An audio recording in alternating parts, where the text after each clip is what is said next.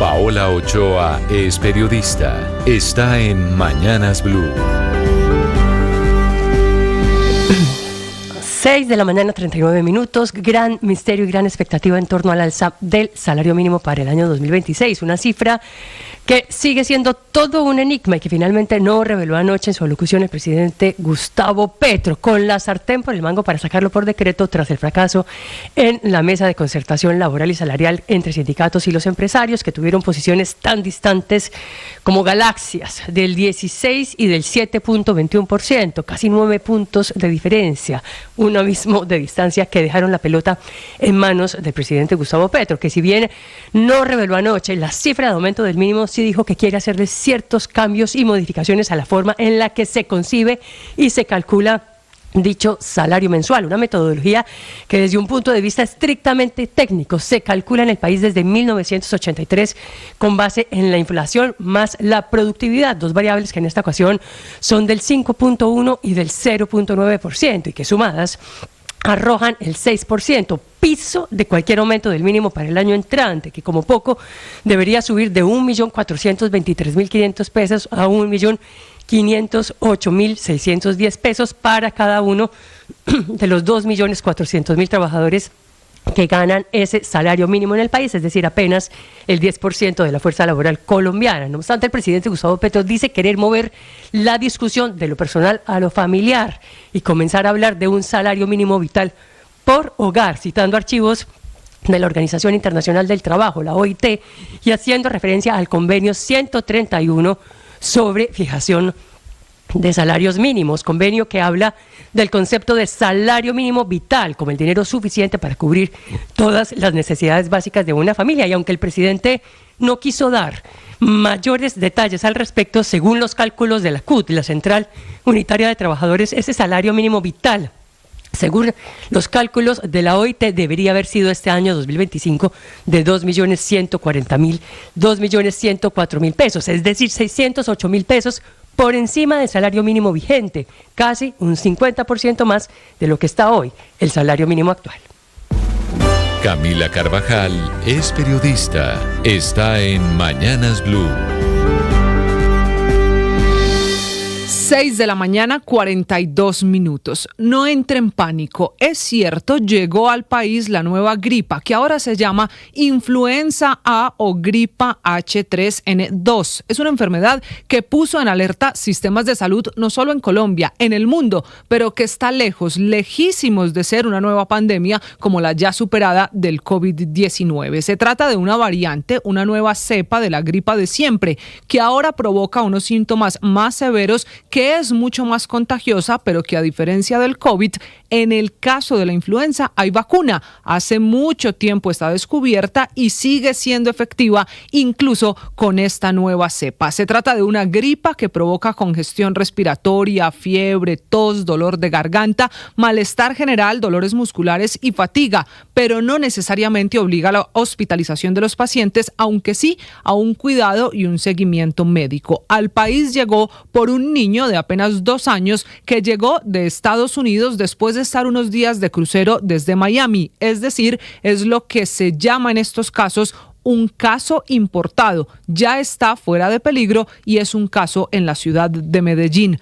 La otra gran diferencia entre esta gripa con la pandemia es que, como lo recuerda la Biblioteca Nacional de Medicina de Estados Unidos, el COVID-19 era provocado por un coronavirus que se encontró por primera vez en el año 2019, mientras que la influenza A, que es H3N2, pertenece a la familia de los virus de influenza, que son conocidos desde hace décadas y contra los que ya hay una vacuna. Como ya aprendimos y ya la pandemia nos enseñó qué hacer en estos casos, esta mañana las autoridades en Colombia, empezando por el Instituto Nacional de Salud, hacen las recomendaciones de siempre. Evite estar con personas que tengan algún síntoma de los que le conté antes. Si va a hacerlo, hay que usar tapabocas y lávese frecuentemente las manos. Así se va a evitar que en Colombia pase lo mismo, por ejemplo, que en Europa, donde la H3N2 ha provocado un récord de contagios e incluso de hospitalizaciones. Este caso, el de la nueva influenza, no solo es en Colombia,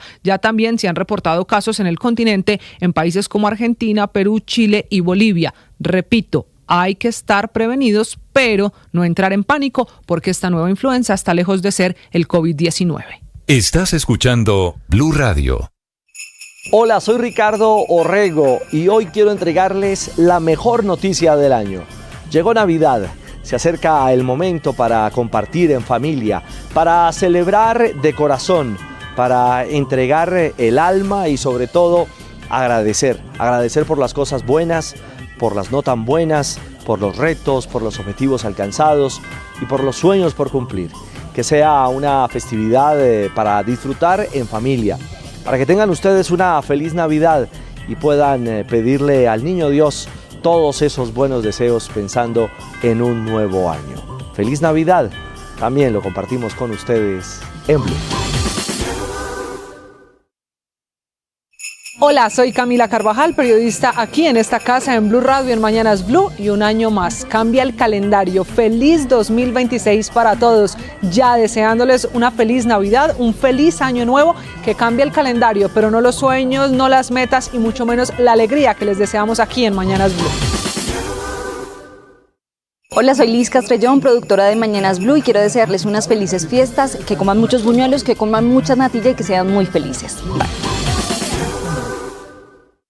Hola, soy Andrés Carmona, editor político del servicio informativo de Blue Radio, y mi mensaje para esta Navidad y este fin de año es que puedan estar con sus familias, que puedan agradecer las bendiciones a lo largo de este año y también reflexionar sobre las lecciones que deja este 2025. Y si no pueden estar con sus familias, por lo menos que el espíritu de la Navidad los rodee y 6 de la mañana, 46 minutos. Padre Linero, buenos días. Feliz Navidad, padre.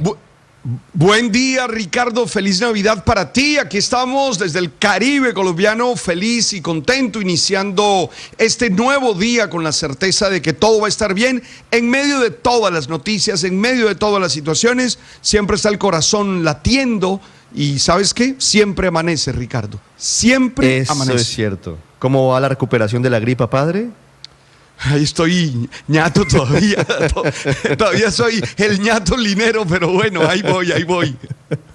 ¿De qué hablamos hoy, padre? Pronta recuperación. No, yo creo que un mensaje de Navidad, un mensaje en medio de todas las situaciones, en medio de los ataques terroristas, en medio de toda esta situación de expectativa frente al tema económico, al tema tributario, al tema político, uno tiene que buscar ahí en el símbolo del pesebre alguna idea para fortalecerse y seguir adelante.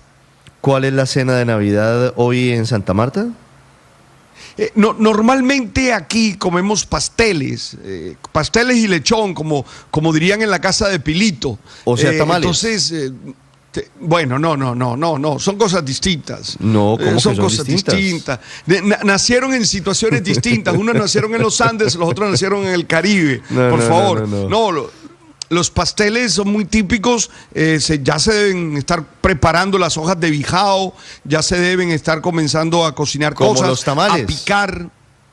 Hombre, ¿cuál es la diferencia? Es distinto, Richie. No, Richie, ¿cuál es distinto, hermano mío. ¿Cuál es la diferencia? A ver, explíqueme la diferencia. Que una se come en el Caribe y otra se come en los Andes, por ejemplo. Esa es una difícil. Usted me explica, ¿qué lleva un pastel? ¿Qué lleva un pastel? Pero un pastel es de tiene arroz, ¿no, normalmente, padre? Felipe. Claro, tiene arroz. Es de arroz, Felipe.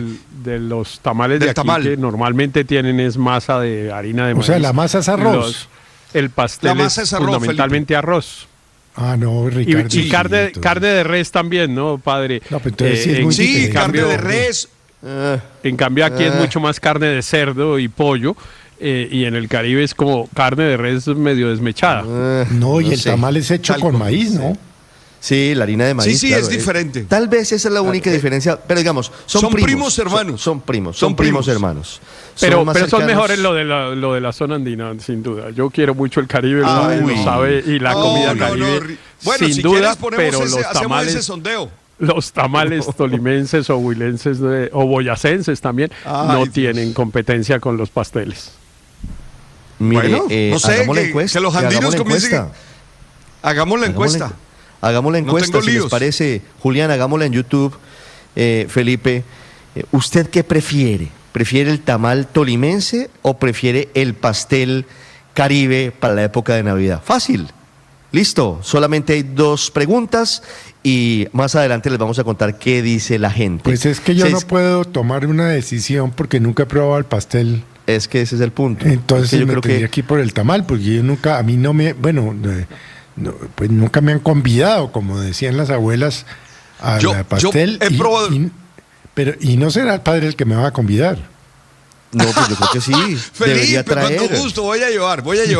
Oiga, mire, yo he comido de los dos, yo he acometido de los dos por obvias razones y no hay comparación. Además que es toda una experiencia el hacerlo, porque mira, se ponen a picar todo lo que lleva, por aparte se cocina la proteína que lleve, normalmente es carne, también a veces es trifásico, y luego el arroz se medio sorfríe por fuera, para luego ponerse a hacer, es toda una experiencia linda.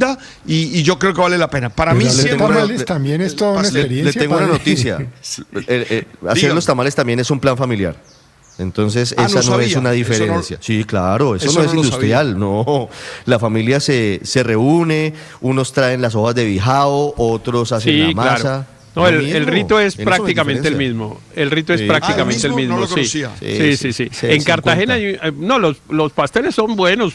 Digo, yo me puse a compararlos y a tratar de decir cuál podía ser mejor, pero los pasteles son muy buenos. En Cartagena, no sé en otros lugares del Caribe, pero en Cartagena hacen un festival del pastel y hacen competencia pues de las mujeres que tradicionalmente hacen pastel, que es muy, muy bueno. Acaba de pasar, ¿no? Lo hicieron en alguna plaza del centro histórico. Me puse a abrir una ventana que es complicada, me están escribiendo oyentes de diferentes partes del país, me dicen, ojo, porque el tamal santandereano también es muy bueno, y es cierto, el tamal santandereano es rectangular a diferencia del tamal tolimense.